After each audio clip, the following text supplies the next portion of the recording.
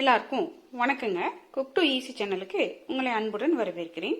இன்னைக்கு சின்ன வெங்காயத்தை வச்சு ஒரு அரைச்சு விட்ட குழம்பு பார்க்க போறோம். அதுக்கு 2 ஸ்டெப்ஸ் இருக்குங்க. அது ரெண்டுக்கும் தேவையான பொருட்கள் என்னன்னு பார்த்துக்கலாம்.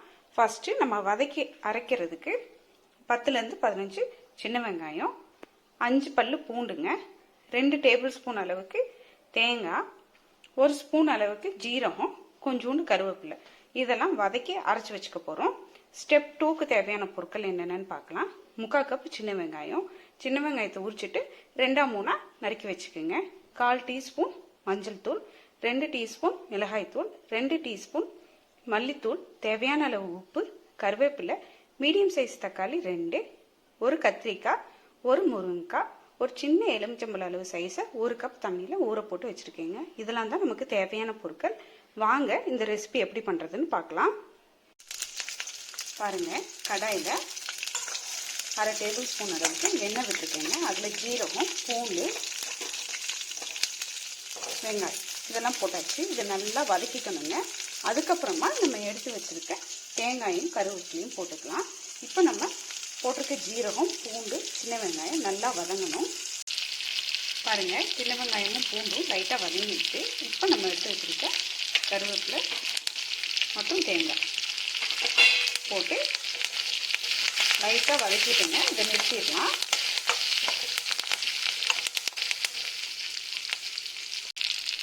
பாருங்கள், நம்ம போட்ட எல்லா பொருளும் 50% வதங்கியாச்சுங்க. போதும். இதோடு நம்ம நிறுத்திட்டு இதை ஆற வச்சு ஒரு பேஸ்ட் ரெடி பண்ணிக்கலாம். அதுக்கப்புறம் மற்ற பொருட்களை தாளிக்கிறது எப்படின்னு பார்க்கலாம். வெங்காயம் வதக்குனா அதே வானிலைங்க நான் 2 டேபிள் ஸ்பூன் அளவுக்கு எண்ணெய் எடுத்திருக்கேன்.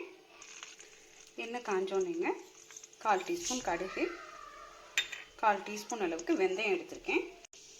கடுகு நல்லா பொரிஞ்சிருச்சுங்க. இப்போ நம்ம எடுத்து வச்சுக்க 3/4 கப்பு சின்ன வெங்காயம் போட்டு நல்லா வதக்கிக்க போகிறோம் இந்த எண்ணெயில்.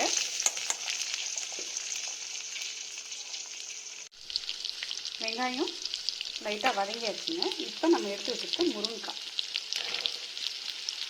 அதே மாதிரி நம்ம நறுக்கி வச்சுருக்க கத்திரிக்காய், கருவேப்பிலை போட்டு நல்லா வதக்கிக்க போகிறோம். நம்ம போட்ட முருங்கைக்காய், கத்திரிக்காய் லைட்டாக வதங்கிடுச்சுங்க. இந்த சமயத்தில் நம்ம எடுத்து வச்சுட்டு அந்த 2 தக்காளி அதோடு சேர்த்து மஞ்சள்,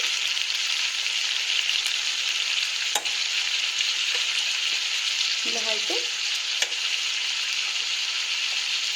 மல்லித்தூள் எல்லாம் போட்டு நல்லா சுருளை வதக்க போகிறோங்க.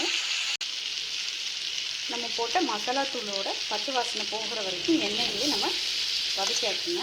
இப்போ இதுக்கு கொஞ்சமாக தண்ணி தெளிச்சு விட்டு மூடி போட்டு நல்லா தக்காளி மசிஞ்சு வர அளவுக்கு வதங்க விட போகிறோம்.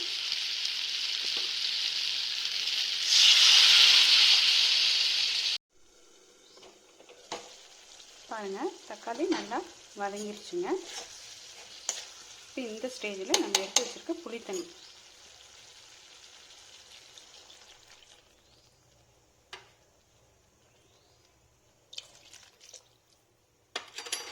அவ்வளோதாங்க.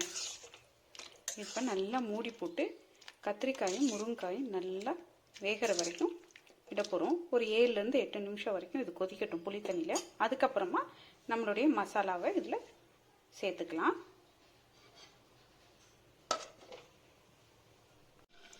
எட்டு நிமிஷம் போல் சிம்மில் கொதிச்சிருச்சுங்க. வாங்க பார்க்கலாம். பாருங்கள், முருங்கைக்காய் கத்திரிக்காயெல்லாம் 3/4 பதத்துக்கு வெந்துருச்சு. இப்போ நம்ம முன்னாடியே வதக்கி அரைச்சி வச்சு இந்த மசாலாவை இதில் சேர்த்துடலாம்.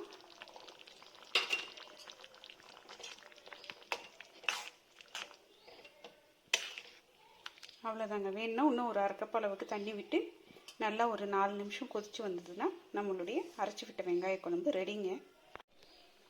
பாருங்கள், நான் அரைச்சி விட்ட விழுதுக்கு கூட இன்னொரு கப்பு தண்ணி சேர்த்துருக்கேன். இப்போ இந்த ஸ்டேஜில் இந்த குழம்புக்கு தேவையான உப்பு சேர்த்துங்க. நல்லா ஹையில் ஒரு 4லேருந்து 5 நிமிஷம் கொதிக்க விட்டிங்கன்னா நம்ம மசாலாவோடு சேர்ந்து நம்மளுடைய குழம்பு ரெடி. பாருங்கள், நம்மளுடைய அரைச்சி விட்ட வெங்காய குழம்பு ரெடிங்க. நீங்களும் இந்த ரெசிபியை வீட்டில் ட்ரை பண்ணி பாருங்கள். முதல் முறை நம்ம சேனலை பார்க்குறவங்களா இருந்தால் லைக் பண்ணுங்கள், ஷேர் பண்ணுங்கள், கமெண்ட் பண்ணுங்கள். மறக்காமல் நம்ம சேனலை சப்ஸ்கிரைப் பண்ணுங்கள். வணக்கங்க.